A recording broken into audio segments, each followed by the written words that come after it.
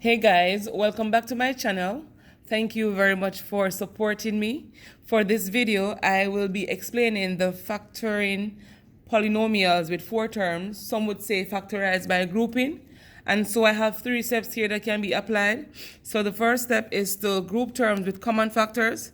The second is to factorize the first time. And the third step is to factorize again if possible.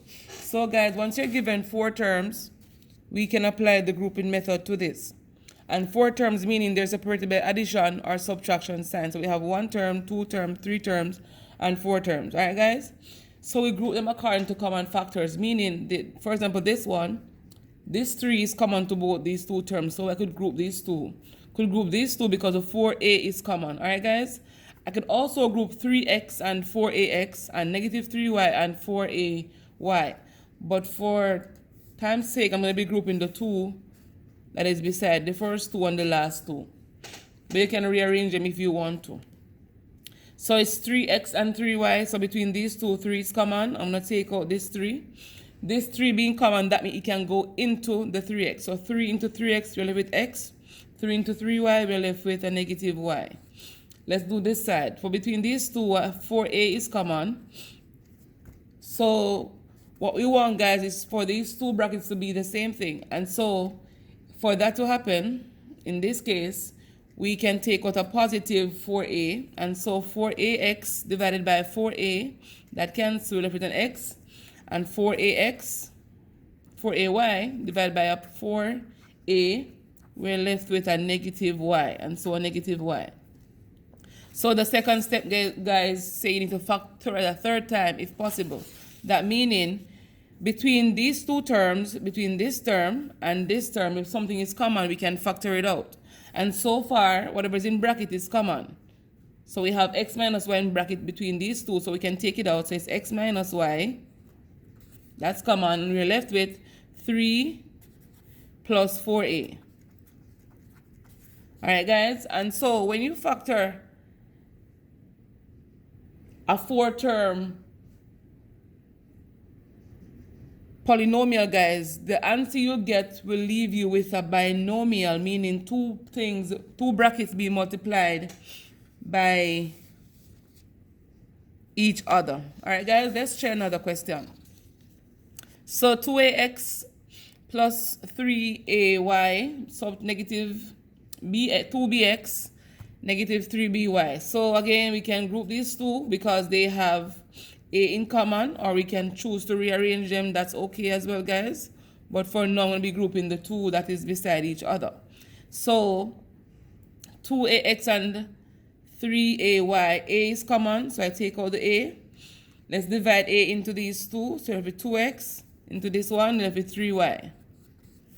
Between these 2, a negative b is common. How do I know that? Because negative b, these 2 things are both negative, so a negative b is common.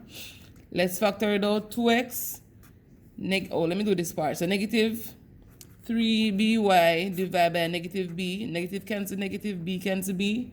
So if that 3y ends up positive 3y. So between these 2 terms, we can say that whatever is in bracket is common, so we can take it out. So it's 2x plus 3y. And we're left with a minus b. And this, guys, is our final answer.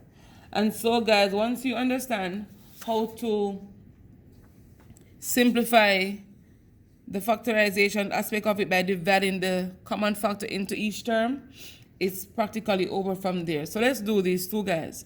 So between these 2 terms, a 3 is common. I can take out this, can group these 2, and I can also group these 2 because a 4 is common between the 4 and the 8, because 4 is the highest common factor. And so, guys, one more thing, we always state the highest common factor. That's important for us to note as well. So 3 into 3x is x. 3 into negative 3y is a negative y. Between these 2, a 4 is common, a positive 4, so I take it out. And 4 into 4x is x. 4 into 8 is a 2. Right back the y, and it's a positive 2y. So, guys, where I say if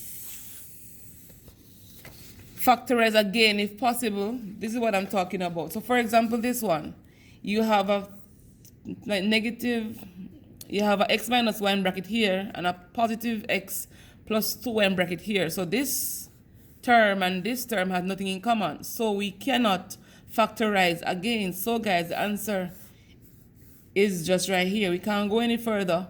So we have to just stop at this point. All right, guys. So if I try another question that says x cubed plus 7x squared plus 3x plus 21. Again, the 3 is the highest power here. This is going on according to powers. So it's cube, square, and to the first power. So between these two, I can group these first two, and I can group the last two. How do I know that x squared can go into cube? X cubed, because x cubed is made up of x squared times x to the first power, same base. We keep the base and add the power, so we know that x squared can go into x cubed. So between these two, x squared is common. So I'm going to take it out. So x squared into x cubed is going to leave me with an x. X squared into 7x squared is going to be a positive 7. Between these two, a 3 is common. So I take out the 3. Open bracket, 3 into 3x is x. 3 into 21 goes 7 times. And between these two terms, that's one term and another term, x plus 7 is common, so I take it out. And I'm left with x squared plus 3. And here we go, guys, for the final answer. So, guys, once we apply the factoring method by taking out the highest common factor between the terms, we can simplify any question given.